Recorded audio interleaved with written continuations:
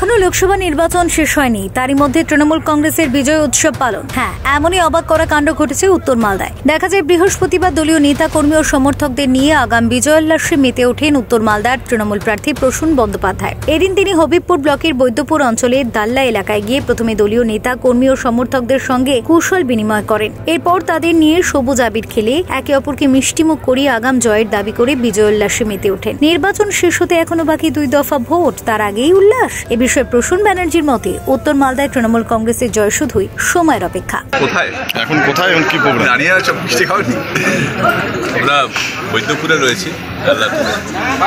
তো এখানে আমাদের যেটা ছিল হবিবপুর ব্লকের আমাদের সমস্ত সহযোদ্ধা, নেতৃত্ব, আমাদের সমর্থক, তৃণমূল কংগ্রেসের সমর্থক, শুভানুধ্যায়ী, এলাকার সাধারণ মানুষ সকলের সাথে নির্বাচনোত্তর পর্বে একবার এসে তাদের খোঁজখবর নেওয়া, তাদের সাথে আরেকবার একাত্ম হয়ে বসা।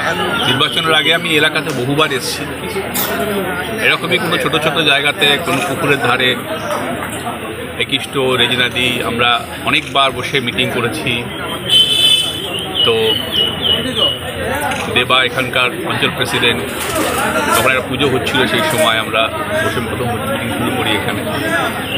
তো আজকে আমাদের মূল এটাই ছিল যে আমরা একবার নির্বাচনোত্তর পর্বের পরিস্থিতিটাকে আরেকবার রিভিউ করে নিলাম। আমাদের ব্লক সভাপতি করেছেন এবং সবার কুশল বিনিময় করা। বয়স্করা রয়েছেন, মায়েরা রয়েছেন, দিদিরা এসছেন। এত গরমের মধ্যে সকলে এত পরিশ্রম করেছেন। আমার দায়িত্বের মধ্যে পড়ে যে নির্বাচন আমি সব জায়গাতেই যাব। মানে এখন হরিপুর এলাম, এরপর আজকে বামনগোলা ব্লকে করব, আগামীকাল হয়তো হরিশ্চন্দ্রপুরের দিকে যাব। সমস্ত ব্লক, সমস্ত জায়গাতে, যেখানেই সমস্ত জায়গাতেই আমাদের সহযোদ্ধারা একটা 56-57 দিনের অসাধারণ লড়াই করেছে, যার জন্য উত্তর মালদাতে তৃণমূল কংগ্রেসের জয় শুধু সময়ের অপেক্ষা।